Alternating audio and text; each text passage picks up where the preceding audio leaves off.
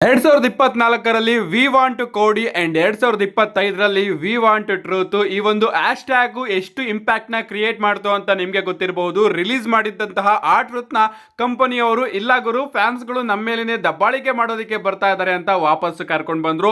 And ಈಗ ಇದಕ್ಕೆ ನಮ್ಮ ಆ ಟ್ರೂತ್ ಅವರು ರಿಯಾಕ್ಷನ್ ಕೊಟ್ಟಿದ್ದಾರೆ. No, we want truth was seen harder, felt and understood. Believe me when I say this, I love every one of y'all to death. We made history together ಅಂತ ನಮ್ಮ ಆ truth ಅವರು ಒಂದು tweet ನ ಮಾಡಿದ್ದಾರೆ. ಅಂದ್ರೆ V want truth ಇದೆಯಲ್ಲ, ಅದು ಸಿಕ್ಕಾಪಟ್ಟೆ ಖುಷಿ ಆಯ್ತು. ಅಂಡ್ ಇದನ್ನಂತೂ ನೀವು ಖಂಡಿತವಾಗ್ಲೂ ನಂಬಿ, ನಾನು ಸಾಯೋವರೆಗೂ ಕೂಡ ನಿಮ್ಮನ್ನ ಪ್ರೀತಿ ಮಾಡ್ತಾನೆ ಇರ್ತೀನಿ ಅಂತ ನಮ್ಮ ಆ ಟ್ರೂತ್ ಅವರು ಒಂದು ಟ್ವೀಟ್ ನ ಮಾಡಿದ್ದಾರೆ. ಅಂಡ್ ಡಬ್ಲ್ಯೂ ಅವರು ಶಾಪ್ ಇಂದ ಆ ಟ್ರೂತ್ ಅವರ ಮರ್ಚೆಂಡೈಸ್ ನೆಲ್ಲದನ್ನು ಕೂಡ ತೆಗ್ದಾಕಿತ್ತಲ್ಲ, ಅಂಡ್ ಈಗ ಅವರ ಎಲ್ಲಾ ಮರ್ಚೆಂಡೈಸ್ ಕೂಡ ವಾಪಸ್ ಬಂದಿದೆ.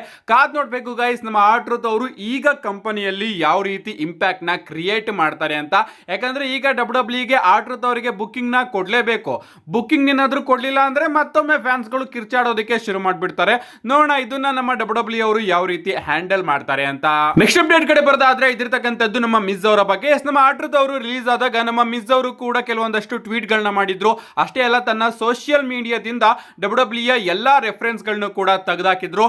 ಐ ಥಿಂಕ್ ಅದಾದ್ಮೇಲೆ ಮಿಸ್ ಆಗಿ ಡಬ್ಲ್ಯೂ ನಡುವೆ ಏನೋ ಒಂದು ಕ್ಲಾಶ್ ಆಗಿದೆ ಅನ್ಕೋತೀನಿ. ಅದಕ್ಕೋಸ್ಕರನೇ ರೀಸೆಂಟ್ ಆಗಿ ನಮ್ಮ ಮಿಸ್ ಅವರು ಒಂದು ವಿಡಿಯೋನ ಅಪ್ಲೋಡ್ ಮಾಡಿ ಎಲ್ಲಾ ರೀತಿಯ ಕ್ಲಾರಿಟಿನ ಕೊಟ್ಟಿದ್ದಾರೆ. ಅವರು ಡಬ್ಲ್ಯೂ ವಿರುದ್ಧ ಏನು ಕೂಡ ಮಾತಾಡಿಲ್ಲ. ಅವ್ರು ಹೇಳ್ತಾರೆ, ನಾನು ಯಾವುದೇ ರೀತಿಯ ಕನೆಕ್ಷನ್ ಗಳನ್ನ ತೆಗೆದಾಕಿಲ್ಲ, ನನ್ನ ಹಾಗೆ ಡಬ್ಲ್ಯೂ ನಡುವೆ ಸಂಬಂಧ ಚೆನ್ನಾಗಿದೆ, ಯಾವುದೇ ರೀತಿಯ ರೆಫರೆನ್ಸ್ ಗಳನ್ನ ನಾನು ತೆಗೆದಾಕಿಲ್ಲ, ಬದಲಿಗೆ ನಾನು ಡಬ್ಲ್ಯೂ ಜೊತೆ ಇನ್ನೂ ಕೂಡ ಚೆನ್ನಾಗೇ ಇದ್ದೀನಿ ಅಂತ ನಮ್ಮ ಮಿಸ್ ಅವರು ಹೇಳಿದ್ದಾರೆ. ಐ ಥಿಂಕ್ ಡಬ್ಲ್ಯೂ ಅವರು ಫೋರ್ಸ್ ಮಾಡಿದ್ದಾರೆ ಅನ್ಕೋತೀನಿ ನಮ್ಮ ಮಿಸ್ ಅವರಿಗೆ ಈ ರೀತಿ ಸ್ಟೇಟ್ಮೆಂಟ್ ನ ಕೊಡುವಂತ. ಯಾಕಂದ್ರೆ ಕ್ಲಿಯರ್ ಆಗಿ ಅವರು ಟ್ವಿಟರ್ ಅಲ್ಲೆಲ್ಲ ಕನೆಕ್ಷನ್ ಗಳನ್ನೆಲ್ಲದನ್ನು ಕೂಡ ತೆಗೆದಿದ್ರು. ಬಟ್ ಈಗ ಇನ್ನ ಒಂದು ಅಪ್ಡೇಟ್ ಏನಪ್ಪಾ ಅಂದ್ರೆ, ನಮ್ಮ ಮಿಸ್ ಅವರು ಕೆಲವೊಂದಷ್ಟು ದಿನಗಳ ಕಾಲ ಡಬ್ಲ್ಯೂ ಕಂಪನಿಯಿಂದ ಟೈಮ್ ಆಫ್ ನ ತಗೋತಾ ಇದಾರಂತೆ.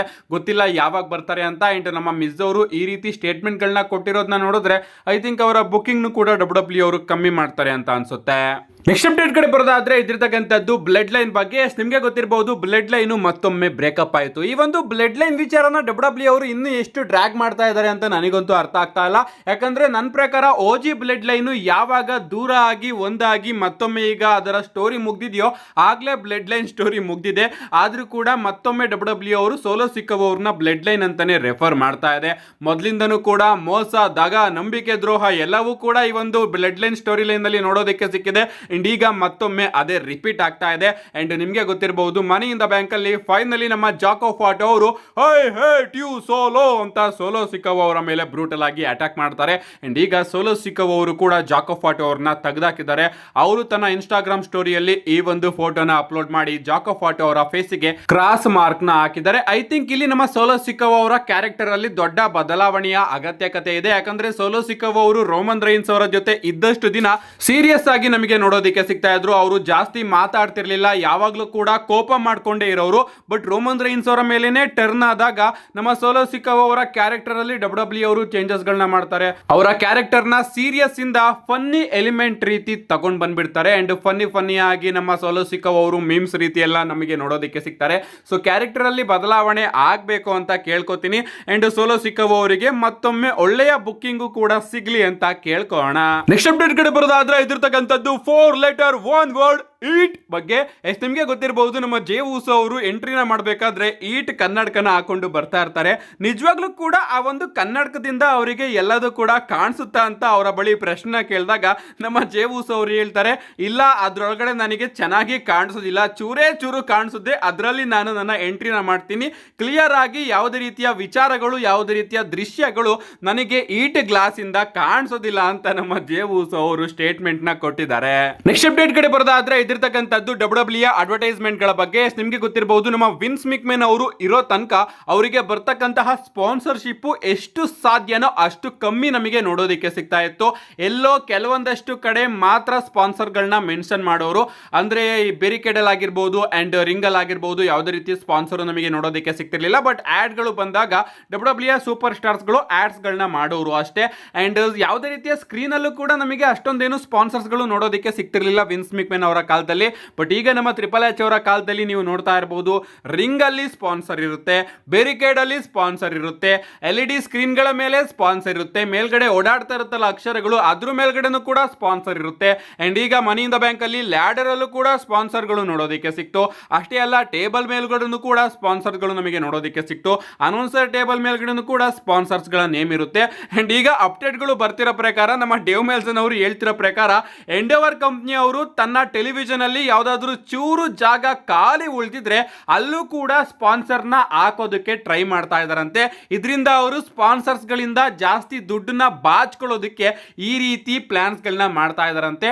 ಅಂಡ್ ಆದಷ್ಟು ಬೇಗ ಗೈಸ್ ಕೇಳಿದ್ರೆ ಶಾಕ್ ಆಗ್ಬಹುದು, ಸೂಪರ್ ಸ್ಟಾರ್ಸ್ ಗಳ ಮರ್ಚೆಂಡೈಸ್ ಅಲ್ಲೂ ಕೂಡ ನಮಗೆ ಸ್ಪಾನ್ಸರ್ಸ್ ಗಳು ನೋಡೋದಕ್ಕೆ ಸಿಗಬಹುದು. ಅಂದ್ರೆ ರೋಮನ್ ರೈನ್ಸ್ ಅವರು ಯಾವ್ದಾದ್ರು ಟಿ ಶರ್ಟ್ ನ ಹಾಕೊಂಡು ಬರ್ತಾ ಇದ್ರೆ ಅದ್ರ ಮೇಲ್ಗಡೆನೂ ಕೂಡ ಸ್ಪಾನ್ಸರ್ಶಿಪ್ ನಮಗೆ ನೋಡೋದಕ್ಕೆ ಸಿಗಬಹುದು. ಹಿಂಗ ಆಗ್ತಾ ಹೋದ್ರೆ ಡಬ್ಲ್ಯೂ ಕೂಡ ಕ್ರಿಕೆಟ್ ಜೆರ್ಸಿ ರೀತಿ ಆಗ್ಬಿಡುತ್ತೆ. IPL ಎಲ್ಲ ನೀವು ನೋಡಬಹುದು ಯಾವ ರೀತಿ ಸ್ಪಾನ್ಸರ್ಸ್ ಗಳು ತುಂಬಿರ್ತಾರೆ. ಅಂಡ್ ಅದೇ ರೀತಿ ಸೂಪರ್ ಸ್ಟಾರ್ಸ್ ಗಳ ಮರ್ಚೆಂಡೈಸ್ ಮೇಲೂ ಕೂಡ ಡಬ್ಲ್ಯೂ ಅವರು ಸ್ಪಾನ್ಸರ್ ನ ತಗೊಂಡು ಬರಬಹುದು ಅಂತ ನಮ್ಮ ಡೇವ್ ಮೆಲ್ಸನ್ ಅವರು ತಿಳಿಸಿದ್ದಾರೆ. ನೆಕ್ಸ್ಟ್ ಅಪ್ಡೇಟ್ ಕಡೆ ಬರೋದಾದ್ರೆ ಇದಿರ್ತಕ್ಕಂಥದ್ದು ನಮ್ಮ ವಿನ್ಸ್ ಮಿಕ್ಮೆನ್ ಅವರ ಬಗ್ಗೆ. ನಿಮ್ಗೆ ಗೊತ್ತಿರಬಹುದು, ನಮ್ಮ ವಿನ್ಸ್ ಮಿಕ್ಮೆನ್ ಅವರು ಮತ್ತೊಮ್ಮೆ ಕಂಪನಿನ ಖರೀದಿ ಮಾಡಬಹುದು ಅಂತ ರೀಸೆಂಟ್ ಆಗಿ ಕೆಲವೊಂದಷ್ಟು ರೂಮರ್ಸ್ ಗಳು ಓಡಾಡ್ತಾ ಇತ್ತು. ಅಂಡ್ ಆ ಒಂದು ರೂಮರ್ ನ ನಮ್ಮ ವಿನ್ಸ್ ಮಿಕ್ಮೆನ್ ಅವರ ಮಗ ಆದಂತಹ ಶೇನ್ ಮಿಕ್ಮೆನ್ ಅವರ ಬಳಿನೂ ಕೂಡ ಕೇಳಲಾಗುತ್ತೆ. ಅಂದ್ರೆ ಈಗ ಸಿಕ್ಕಾಪಟ್ಟೆ ರೂಮರ್ಸ್ ಗಳು ಬರ್ತಾ ಇದೆ, ವಿನ್ಸ್ ಮಿಕ್ಮೆನ್ ಅವರು ಮತ್ತೊಮ್ಮೆ ಕಂಪನಿನ ಪರ್ಚೇಸ್ ಮಾಡಬಹುದು ಅಂತ. ಇದಕ್ಕೆ ನಿಮ್ಮ ರಿಯಾಕ್ಷನ್ ಏನು ಅಂತ ಶೇನ್ ಮಿಕ್ಮೆನ್ ಅವ್ರನ್ನ ಕೇಳಿದಾಗ ನಮ್ಮ ಶೇನ್ ಮಿಕ್ಮೆನ್ ಅವರು ಕೂಡ ಹೇಳ್ತಾರೆ, ಅಫ್ಕೋರ್ಸ್ ಸಾಧ್ಯ ಇದೆ, ಯಾಕಂದ್ರೆ ವಿನ್ಸ್ ಮಿಕ್ಮೆನ್ ಈಗಲೂ ಕೂಡ TKO ಅಲ್ಲಿ ತನ್ನ ಸ್ಟಾಕ್ಸ್ ಗಳನ್ನ ಹೋಲ್ಡ್ ಮಾಡ್ತಾನೆ. ಬಿಗ್ ಅಮೌಂಟ್ ನ ಪಾರ್ಟ್ನರ್ಶಿಪ್ ಅವನ ಹಾಗೆ TKO ನಡುವೆ ಇದೆ. ಸೊ ಹೇಳೋದಿಕ್ಕಾಗೋದಿಲ್ಲ, ಇಲ್ಲಿ ಏನ್ ಬೇಕಾದ್ರೂ ಆಗ್ಬಹುದು ಅಂತ ನಮ್ಮ ಶೇನ್ ಮಿಕ್ಮೆನ್ ಅವರು ರಿಯಾಕ್ಟ್ ಮಾಡಿದ್ದಾರೆ. ನಮ್ಮ ನೆಕ್ಸ್ಟ್ ಅಂಡ್ ಫೈನಲ್ ಅಪ್ಡೇಟ್ ಕಡೆ ಬರೋದಾದ್ರೆ ಇದಿರ್ತಕ್ಕಂಥದ್ದು ನಾಳೆಯ ಮಂಡೇ ನೈಟ್ ರೋ ಬಗ್ಗೆ. ನಾಳೆ ಮಂಡೇ ನೈಟ್ ರೋನ ನಿಜವಾಗ್ಲೂ ಯಾರು ಕೂಡ ಮಿಸ್ ಮಾಡ್ಕೋಬೇಡಿ ಗೈಸ್, ಯಾಕಂದ್ರೆ ಮನಿ ಇನ್ ದ ಬ್ಯಾಂಕ್ ಅಲ್ಲಿ ಆಗದೆ ಇರೋದು ನಾಳೆ ಮಂಡೇ ನೈಟ್ ರೋ ಅಲ್ಲಿ ನಮಗೆ ನೋಡೋದಕ್ಕೆ ಸಿಗಬಹುದು. ಅಷ್ಟೇ ಅಲ್ಲ ಗೈಸ್, ಅದನ್ನ ಬಿಟ್ರೆ ಇನ್ನೂ ಕೂಡ ಬಹಳಷ್ಟು ವಿಚಾರಗಳನ್ನ ಡಬ್ಲ್ಯೂ ಅವರು ಅಫಿಷಿಯಲ್ ಆಗಿ ನಾಳೆ ಮಂಡೇ ನೈಟ್ ರೋಗೆ ಕನ್ಫರ್ಮ್ ಮಾಡಿದ್ದಾರೆ. ಮೊದಲನೇದಾಗಿ ನಮಗೆ ನಾಳೆ ಮಂಡೇ ನೈಟ್ ರೋ ಅಲ್ಲಿ king and queen of the ring tournament ನ ಮ್ಯಾಚಸ್ ಗಳು ನೋಡೋದಕ್ಕೆ ಸಿಗುತ್ತೆ. ಫ್ಯಾಟಲ್ 4-ವೇ ಮ್ಯಾಚಸ್ ಗಳನ್ನ ಡಬ್ಲ್ಯೂ ಅವರು ಅಫಿಷಿಯಲ್ ಆಗಿ ಅನೌನ್ಸ್ ಮಾಡಿದ್ದಾರೆ. ಯಾರ್ಯಾರು ಇರ್ತಾರೆ ಅಂತ ಅನೌನ್ಸ್ ಮಾಡಿಲ್ಲ, ಬದಲಿಗೆ ಟೂರ್ನಮೆಂಟ್ ನಮಗೆ ನಾಳೆ ಮಂಡೇ ನೈಟ್ ರೋ ಇಂದ ನೋಡೋದಕ್ಕೆ ಸಿಗುತ್ತೆ. ಇದಲ್ಲದೆ ನಾಳೆ ನಮಗೆ mister money in the bank Seth freakin Rollins ಅವರು ಕೂಡ ನೋಡೋದಕ್ಕೆ ಸಿಗ್ತಾರೆ. ಈಗಾಗಲೇ ನಮ್ಮ ಸೆತ್ ರಾಲಿನ್ಸ್ ಅವರು ಮನಿ ಇನ್ ದ ಬ್ಯಾಂಕ್ ನ ಇಟ್ಕೊಂಡು ಹೈಸ್ಟ್ ಆಫ್ ದ ಸೆಂಚುರಿನ ಕ್ರಿಯೇಟ್ ಮಾಡಿದ್ದಾರೆ. ಮತ್ತೊಮ್ಮೆ ಅವರು ಅದನ್ನೇ ಕ್ರಿಯೇಟ್ ಮಾಡ್ತಾರ ಅಂತ ಕಾದ್ ನೋಡಬೇಕು. ಸೆತ್ ರಾಲಿನ್ಸ್ ಅವರು ನಾಳೆ ಮಂಡೇ ನೈಟ್ ರೋ ಅಲ್ಲಿ ಇರ್ತಾರೆ. ಬರೀ ಸೆತ್ ರಾಲಿನ್ಸ್ ಅವರು ಮಾತ್ರ ಅಲ್ಲ, ಅವರ ಇಡೀ ಪಲ್ಟನ್ ಕೂಡ ನಾಳೆ ಮಂಡೇ ನೈಟ್ ರೋ ಅಲ್ಲಿ ಪ್ರೆಸೆಂಟ್ ಆಗಿರುತ್ತೆ. ಇದಲ್ಲದೆ ನಮಗೆ ರಿಟರ್ನಿಂಗ್ ನಿಕ್ಕಿ ಬೆಲ್ಲಾ ಅವರು ಕೂಡ ನಾಳೆ ಮಂಡೇ ನೈಟ್ ರೋ ಅಲ್ಲಿ ನೋಡೋದಕ್ಕೆ ಸಿಗ್ತಾರೆ. ನೋಡಬೇಕು ನಮ್ಮ ನಿಕ್ಕಿ ಬೆಲ್ಲಾ ಅವರು ಬಂದು ಮಂಡೇ ನೈಟ್ ರೋ ಅಲ್ಲಿ ಏನು ಮಾಡ್ತಾರೆ ಅಂತ.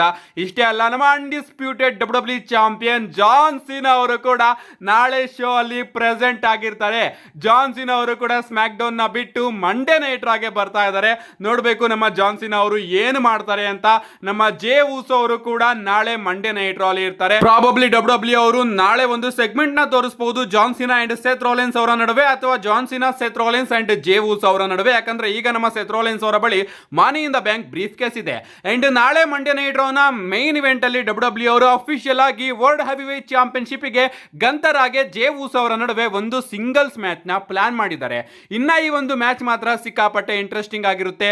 ಡಬ್ಲ್ಯೂ ಅವರು ಮತ್ತೊಮ್ಮೆ ಗಂತರ್ ಅವ್ರನ್ನ ಸೋಲಿಸ್ತಾರ ಅನ್ನೋದು ಒಂದು ದೊಡ್ಡ ಪ್ರಶ್ನೆ. ಗಂತರ್ ಅವರೇನಾದ್ರೂ ಸೋಲಿಲ್ಲ ಅಂದ್ರೆ ಇಲ್ಲಿ ನಮ್ಮ ಜೇ ಊಸೋ ಅವರು ತನ್ನ ಚಾಂಪಿಯನ್ಶಿಪ್ ನ ಕಳ್ಕೋತಾರ ಅನ್ನೋದು ಕೂಡ ಒಂದು ದೊಡ್ಡ ಪ್ರಶ್ನೆ. ಪ್ರಾಬಬ್ಲಿ ಇಲ್ಲಿ ನಮಗೆ money in the bank cash in attempt ಕೂಡ ನೋಡೋದಕ್ಕೆ ಸಿಗಬಹುದು. ಅಂಡ್ ಆ ಒಂದು ಅಟೆಂಪ್ಟ್ ಆದಾಗ ತನ್ನ ಬ್ರದರ್ನ ಕಾಪಾಡೋದಕ್ಕೆ ಮನಿ ಇನ್ ದ ಬ್ಯಾಂಕ್ ಅಲ್ಲಿ ರಿಟರ್ನ್ ಆಗಬೇಕಾಗಿದ್ದಂತಹ ರೋಮನ್ ರೈನ್ಸ್ ಅವರ ರಿಟರ್ನ್ ನಾಳೆ ಮಂಡೇ ನೈಟ್ ರೋ ಅಲ್ಲಿ ನೋಡೋದಕ್ಕೆ ಸಿಗಬಹುದು. ಗೈಸ್, ಈಗಿಲ್ಲ ಅಂದ್ರೆ ಯಾವಾಗ್ಲೂ ಇಲ್ಲ ಅನ್ಕೋತೀನಿ, ರೋಮನ್ ರೈನ್ಸ್ ಅವರು ನಾಳೆ ಮಂಡೇ ನೈಟ್ ರೋ ಅಲ್ಲಿ ಬರಲೇಬೇಕು. ಯಾಕಂದ್ರೆ ಎಲ್ಲಾ ಸಿನಾರಿಯೋಗಳು ಕೂಡ ಲಿಂಕ್ ಆಗ್ತಾ ಇದೆ. ಸೆತ್ ರಾಲಿನ್ಸ್ ಅವರೇನಾದ್ರೂ ಮೈನ್ ಇವೆಂಟ್ ಅಲ್ಲಿ ಕ್ಯಾಶ್ ಇನ್ ಮಾಡೋದಕ್ಕೆ ಹೋದ್ರೆ ನಮ್ಮ ರೋಮನ್ ರೈನ್ಸ್ ಅವರು ಬಂದು ಆ ಒಂದು ಕ್ಯಾಶ್ ಇನ್ ಅಟೆಂಪ್ಟ್ ನ ಫೇಲ್ ಮಾಡಬಹುದು. ಯಾಕಂದ್ರೆ ರೋಮನ್ ರೈನ್ಸ್ ಅವರಿಗೆ ಇದೇ ರಿವೆಂಜ್ ನ ತಗೋಬೇಕು ಸೆತ್ ರಾಲಿನ್ಸ್ ಅವರ ಮೇಲೆ ಅಂತ. ಅಂಡ್ ಈಗ ಸೆತ್ ರಾಲಿನ್ಸ್ ಅವರು ಮನಿ ಇನ್ ದ ಬ್ಯಾಂಕ್ ನ ಗೆದ್ಕೊಂಡು ಈಗ ರೋಮನ್ ರೈನ್ಸ್ ಅವರಿಗಿಂತ ಒಂದು ಪಟ್ಟು ಮೇಲ್ಗಡೆನೇ ಇದ್ದಾರೆ. ಅದು ರೋಮನ್ ರೈನ್ಸ್ ಅವರಿಗೆ ಇನ್ನೂ ಕೂಡ ಇಷ್ಟ ಇರೋದಿಲ್ಲ. ಸೊ ರೋಮನ್ ರೈನ್ಸ್ ಅವರ ರಿಟರ್ನ್ ನಾಳೆ ರಾ ಅಲ್ಲಿ ಆಗೋ ಚಾನ್ಸಸ್ ಕಾಣಿಸ್ತಾ ಇದೆ. ಸೊ ನಾಳೆ ರಾನ ಯಾರು ಕೂಡ ಮಿಸ್ ಮಾಡ್ಕೋಬೇಡಿ. ಮಿಸ್ ಮಾಡ್ಕೊಂಡ್ರು ಕೂಡ ನನ್ನ ಚಾನಲ್ ಅಲ್ಲಿ ವಿಡಿಯೋನ ಅಪ್ಲೋಡ್ ಮಾಡ್ತೀನಿ. ಅದಕ್ಕೋಸ್ಕರ ಚಾನಲ್ ನ ಸಬ್ಸ್ಕ್ರೈಬ್ ಮಾಡ್ಕೊಳ್ಳಿ ಅಂತ ಹೇಳ್ತಾ, see you guys in my next video.